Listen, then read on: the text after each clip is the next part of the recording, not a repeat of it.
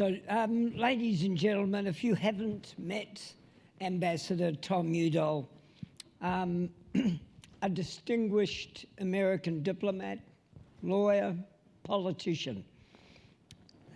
He served as senator from 2009 to 2021 and is now New Zealand ambassador. Ambassador, welcome. Thank you. It's great to be with you. Kia ora, and I love your mihis because it's what we do in New Mexico. We have 23 tribes, and we talk about our mountains. Mine's Sangre de Cristos, named by the Spanish 400 years ago, and my river is the Rio Grande. So it brings us all back to being in touch with the earth, which Mike, you and I've talked about. Yes, we have. I'm going to do the David Downs thing that he said that we do to all our visitors. So, Ambassador, welcome.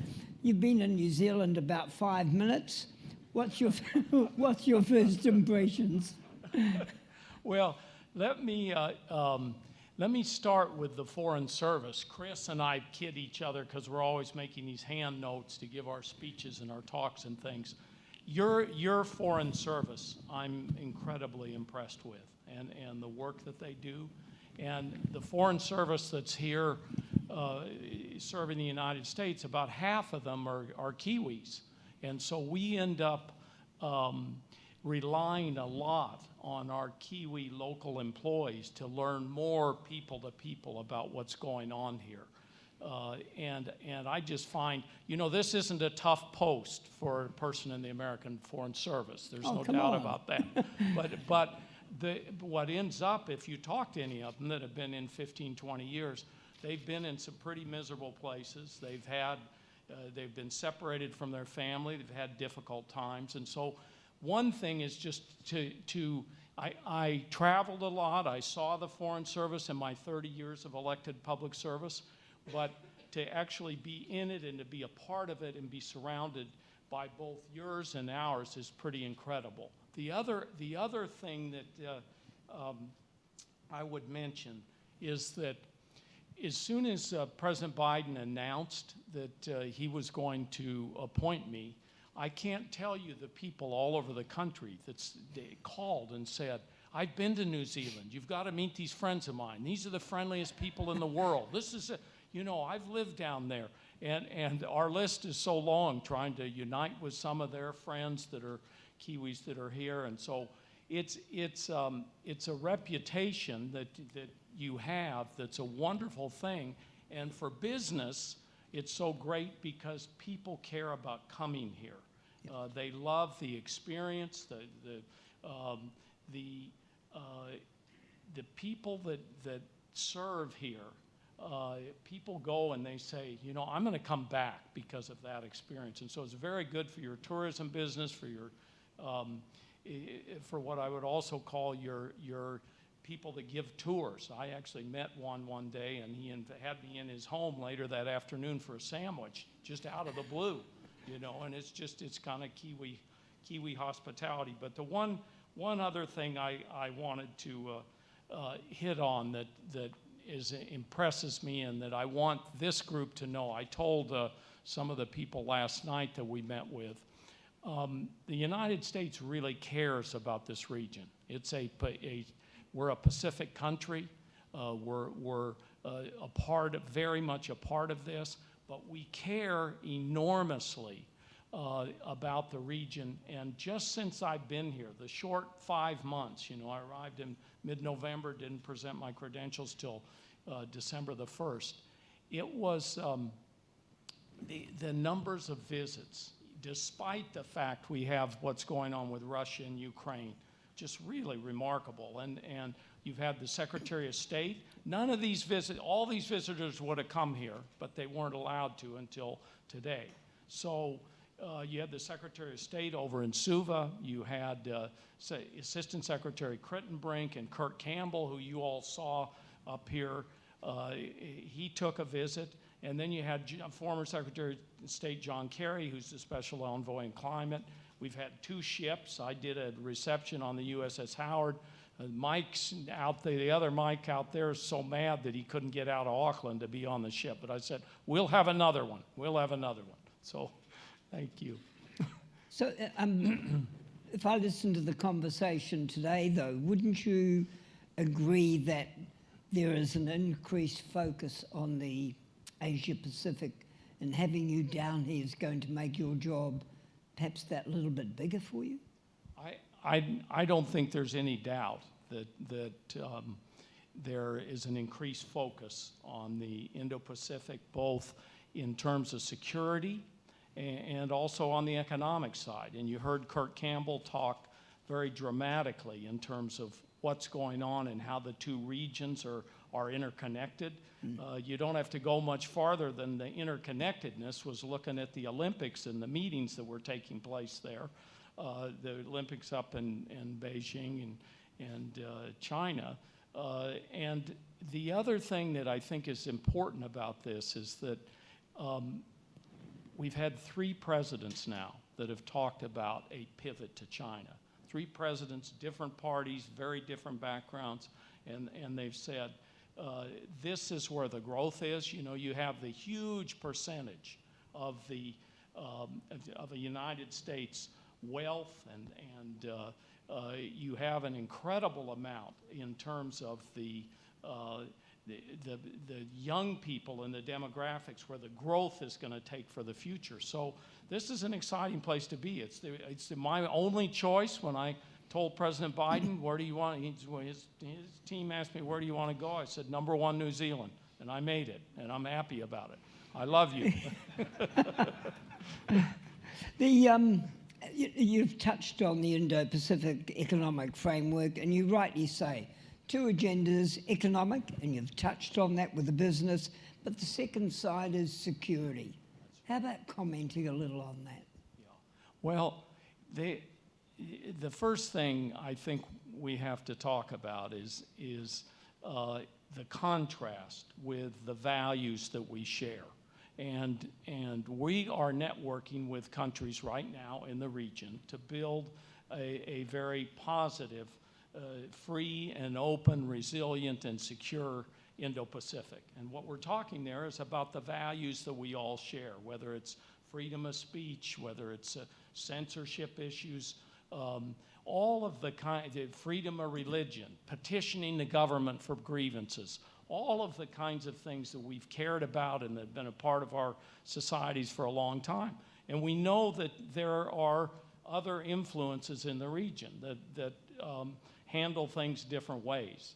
And so it's very important, I think, for all of us like-minded countries to work together. And so one of the things that I'm trying to do is not only work with the other ambassadors that are here. There are actually about 50 on the ground. Some of them serve from over in Australia, and we're trying to bring more of those over. But we just recently did an op-ed piece talking about the security side. And any of you that are interested, we can get that for you. But it's ambassadors talking and collectively about a number of things. So, when I look at the Indo-Pacific Economic Framework, is it a reasonable question to ask you, is this about trying to improve the USA trade influence, or is there another agenda? Well, there's, you know, the big question, Mike, everybody hits us with was, when are you going to get a free trade agreement? And I want to give you the history from being a United States Senator, because I was there. I was elected in 2008 when President Obama came in, and he was pushing the TTP. I mean, he really wanted to make it happen. I could see him pushing the House and pushing the Senate, and there became a point when he realized he didn't have the support. He wasn't going to be able to get it through. He still kept trying. He searched for other ways. As you know, after 2 years, he lost the majority in the Senate, the 60 votes that he had, and there just wasn't the cooperation, and things, as others have said here, have been polarized. It doesn't mean that we're permanently away from trade agreements, but New Zealand, you shouldn't feel singled out. We're not signing trade agreements with anybody.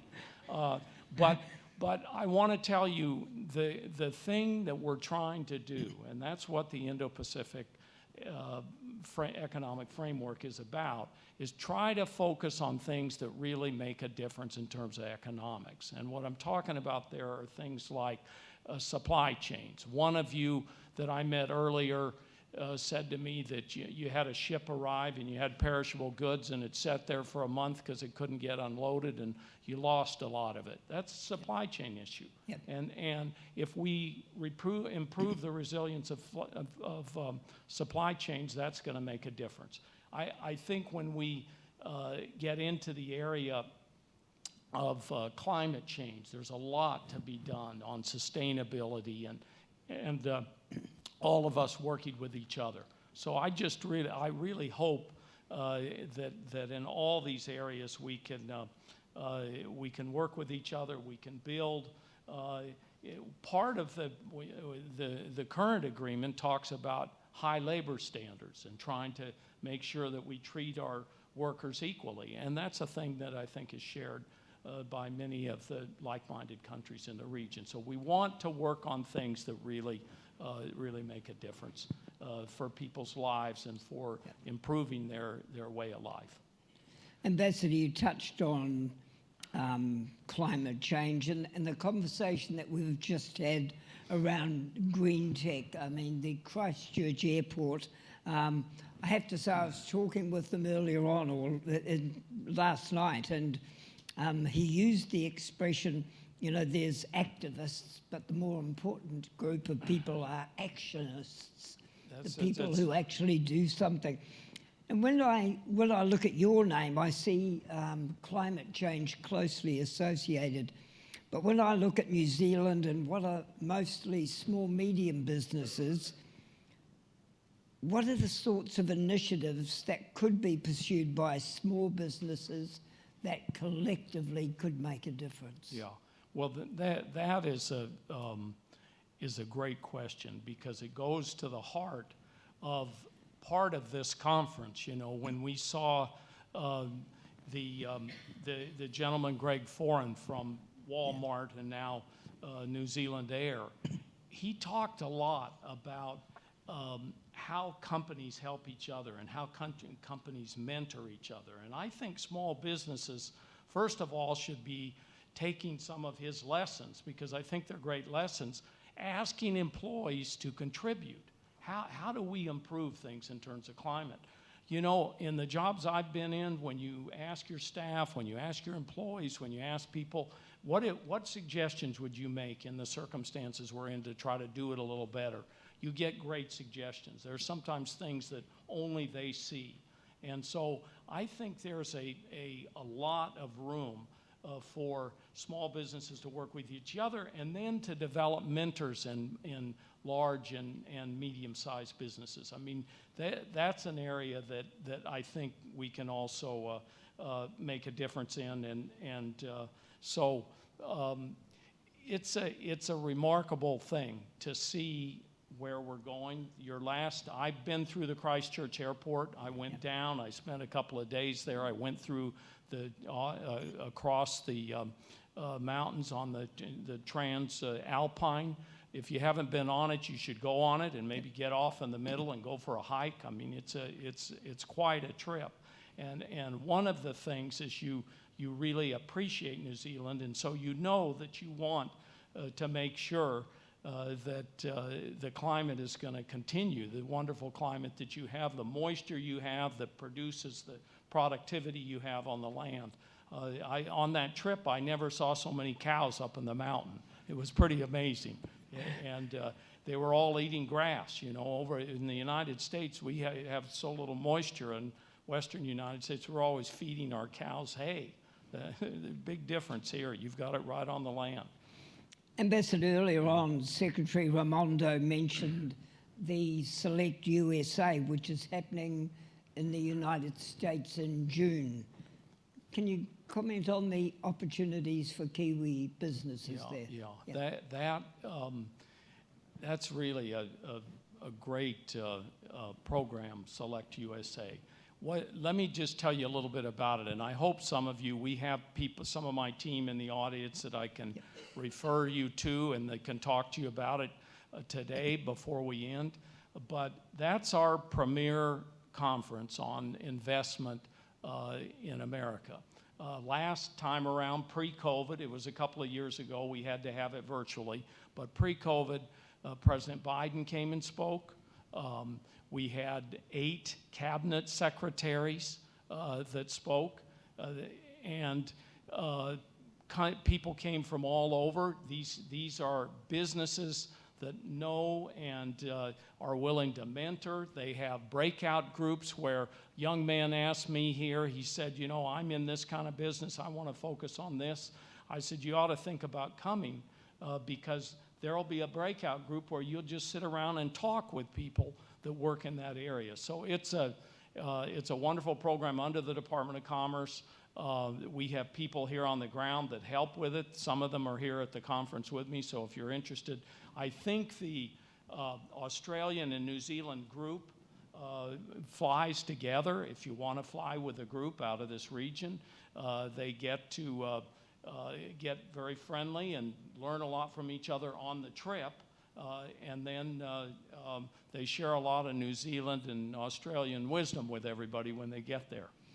Brilliant. US Embassy people, what table are you at? There they are. So if you see them after.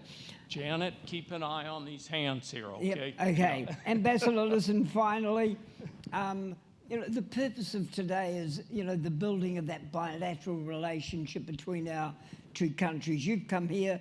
It's your job for the next few years. What are the best 3 tips that you could offer this audience as they build their relationship with the USA? The first thing I would say is come to Select USA. Okay. Okay, first tip.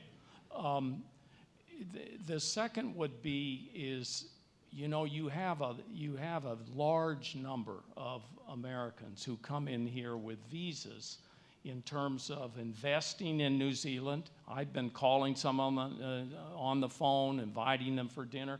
They have a lot of knowledge themselves. Many of them made their money in the United States of America, and they've just decided, for whatever reason, I'm sure it's the glory of New Zealand, to come here.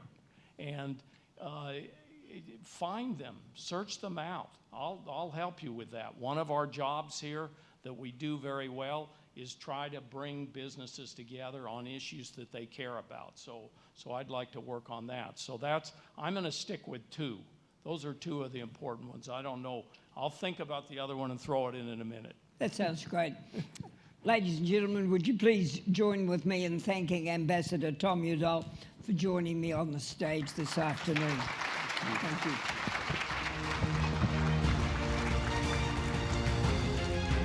Thanks very much, Ambassador, especially for giving the correct answer to that question about what you think of New Zealand. We're all quite pleased with that.